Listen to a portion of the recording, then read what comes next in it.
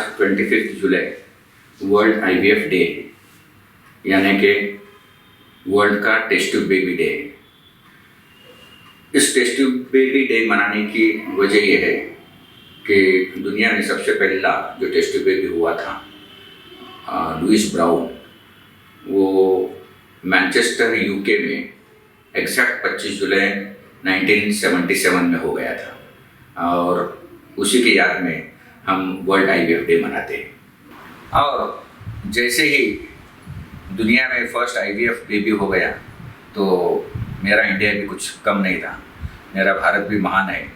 और उसके next year India में फर्स्ट टेस्ट ट्यूब बेबी हो गया और वो टेस्ट ट्यूब बेबी के जनक थे सुभाष मुखर्जी, जो कलकत्ता के रहने वाले थे। उन्होंने जो बहुत ही कम तकनीक इंडिया में जब अवेलेबल थी, उसी छोटे से औजारों के साथ या उसी छोटी सी टेक्नोलॉजी के साथ उन्होंने फर्स्ट टेस्ट ट्यूब बेबी तैयार किया। और वो फर्स्ट टेस्ट ट्यूब बेबी आज उम्र के उसके 44 ईयर्स हुए हैं और उस टेस्ट ट्यूब बेबी का आज 9 साल की एक लड़की भी है। कि लोगों में ये एक डर था कि टेस्ट ट्यूब बेबी जो है सो नॉर्मल होगा क्या नहीं होगा, या फिर उससे कुछ बच्चे होंगे क्या नहीं, या उस बच्चे होंगे तो उसमें कुछ प्रॉब्लम होगा क्या।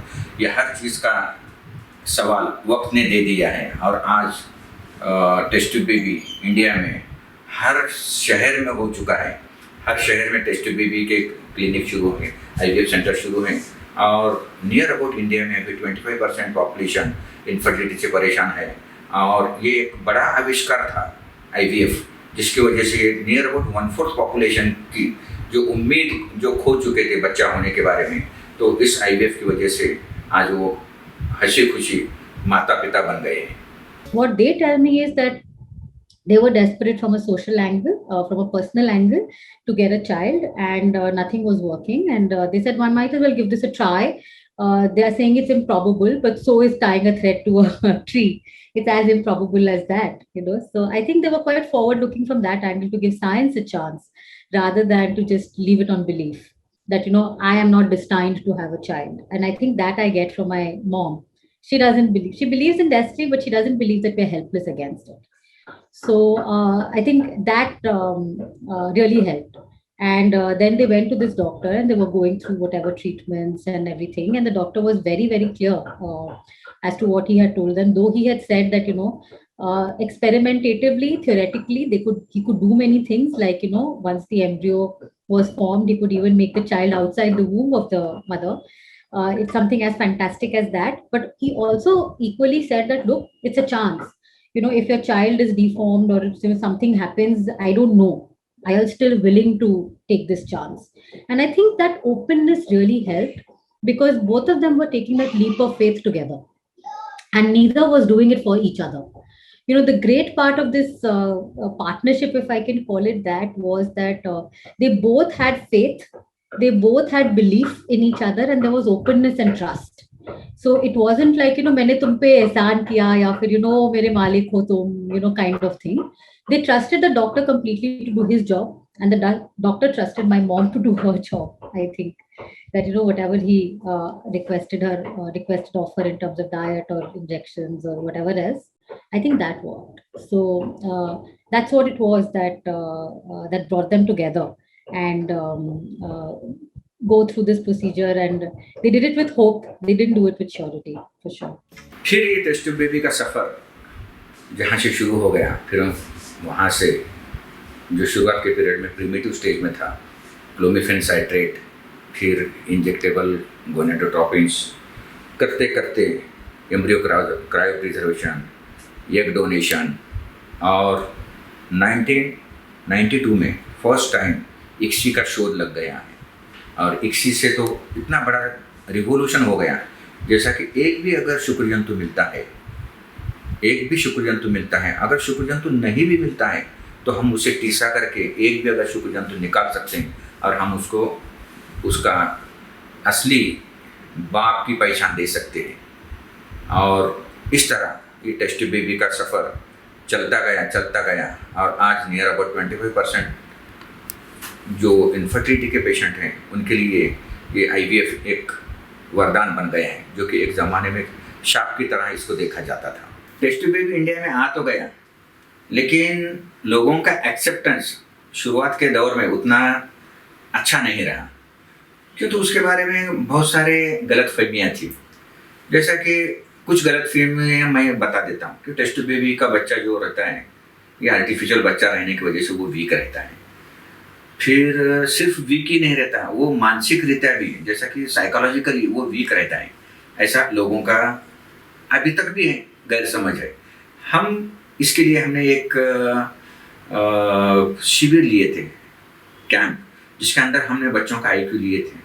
तो उस वक्त हमारा लोवेस्ट आईक्यू वाला बच्चा था 97 और हाईएस्ट बच्चा था 137 का। तो 137 आईक्यू ये बहुत साइंटिस्ट के लेवल का माना जाता है। तो वर्ल्ड में तो प्रूव हुआ है, हमने केजन में भी वो प्रूव किया है कि बच्चे ये साइकोलॉजिकली और मेंटली आईक्यू के इंटेलिजेंस के हिसाब से किसी तरह से कम नहीं होते। दूसरा गैर समझ ये है कि ये बच्चे आर्टिफिशियली तैयार किए वाले हैं, मशीन में तैयार किए वाले बच्चे हैं, तो इनका बॉडी रेजिस्टेंस अच्छा नहीं रहता, ये कमजोर बच्चे रहते हैं और कुछ भी बीमारी होती है। ऐसा कुछ नहीं। अभी आपने देखा कनुप्रिया अग्रवाल, जो कि एक बिजनेस की बहुत बड़ी एग्जीक्यूटिव पोस्ट पे है, अभी उसकी एज 44 ईयर्स है और उसका खुद का एक बच्चा भी हुआ है जो कि अभी 9 ईयर्स ओल्ड बच्ची है उनकी।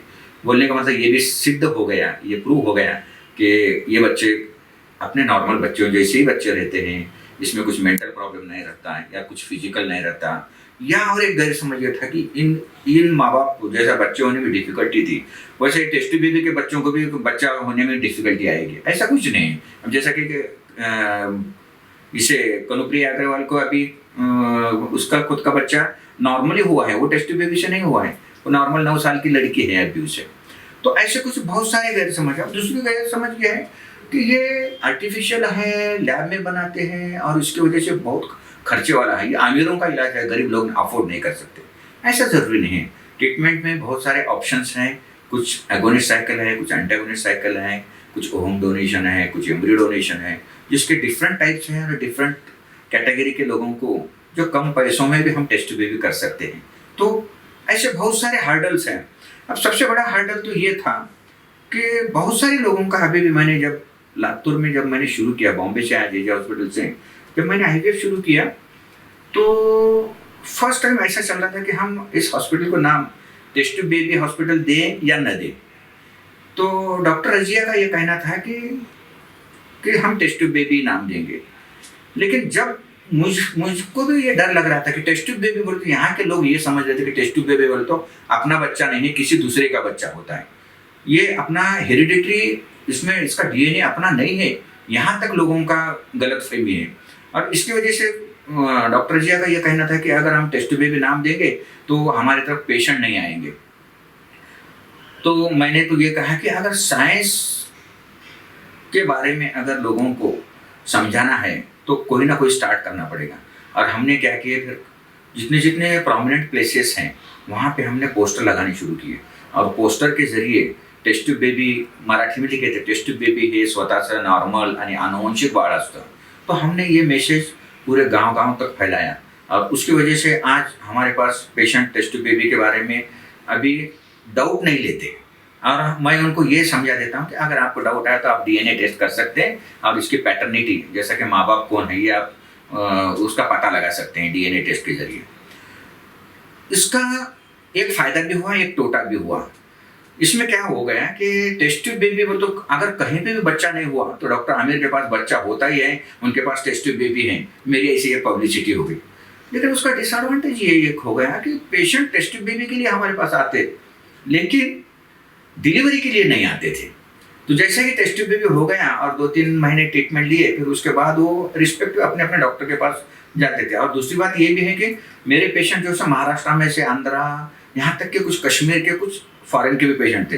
तो I was not expecting they to come for the delivery to my hospital. लेकिन लातूर के भी जो पेशेंट थे जो हमारे पास टेस्ट ट्यूब बेबी करते थे लेकिन डिलीवरी के लिए मेरे पास नहीं आते थे। तो जब मैंने उसका पता उठाया कि ये ऐसा क्यों हो रहा है कि हमारे डिलीवरी के चार्जेस ज़्यादा है क्या, तो जब मुझे समझ में आया कि डिलीवरी के चार्जेस ज़्यादा नहीं हैं, जो आदमी टेस्ट ट्यूब बेबी की फीस अफोर्ड कर सकता है वो डिलीवरी की भी कर सकता है। तो फिर मुझे पता लगा कि मेरे 2 पेशेंट ने बोले और दूसरी बात ये थी कि जैसा ही बच्चा हुआ वो बच्चे की फोटो मुझे भेज देते थे, सर आपकी वजह से बच्चा हो गया, हम बहुत खुश हो गए। तो मैंने 2 पेशेंट जो मेरे बहुत नज़दीक के दोस्त के जैसे थे उनसे पूछा कि आपने डिलीवरी मेरे पास क्यों नहीं किया? सर क्या बोलना, बोले ऐसी बात है कि टेस्ट तुम्हारे पास अगर डिलीवरी हो गई तो लोग समझ जाते कि ये टेस्ट ट्यूब बेबी से बच्चा हुआ है, और टेस्ट ट्यूब बेबी का बच्चा बोले तो हमारा बच्चा नहीं है, शायद दूसरे का बच्चा है। ये समाज में ये जो गलत धारणा है, ये धारणा को डर के हम तुम्हारे पास डिलीवरी के लिए नहीं आते। जब मुझे ये समझ में आ गया, फिर जब से मैंने हर पेशेंट को हर बैच में, जैसा कि हम हमारे यूट्यूब चैनल पे सक्सेस स्टोरी बताने लगे हैं, और हम हर पेशेंट को मैं मोटिवेट करता हूँ कि आप बोलो कि हमने टेस्ट ट्यूब बेबी किया है, टेस्ट ट्यूब बेबी करने से टेस्ट ट्यूब बेबी किया तो दूसरे का बच्चा नहीं, वो खुद का बच्चा है, वो नॉर्मल बच्चा है।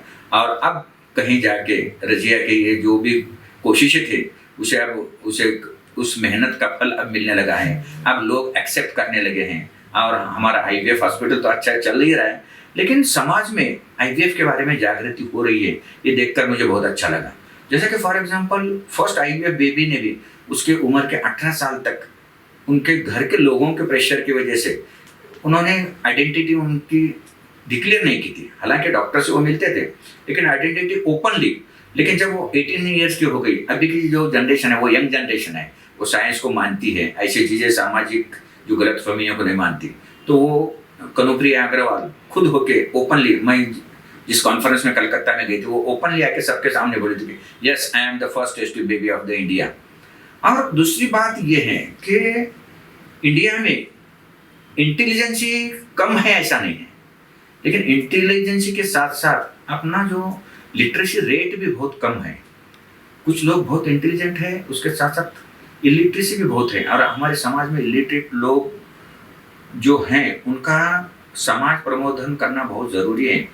और जिसकी वजह से ये थोड़ा सा जो डिफ़िकल्ट लग रहा था, अभी डिफ़िकल्टी वो दूर हो गई, धीरे धीरे गलतफहमियाँ दूर हो रही हैं और टेस्ट ट्यूब बेबी को लोग अच्छा रिस्पॉन्ड कर रहे हैं। और दूसरी बात, एक bad part of this first IVF baby का मैं ये बता दूं कि जिस डॉक्टर ने ये first IVF test tube baby किया था वो गवर्नमेंट सर्विस में था। उसने जब रिसर्च शुरू किया, बच्चा भी हो गया।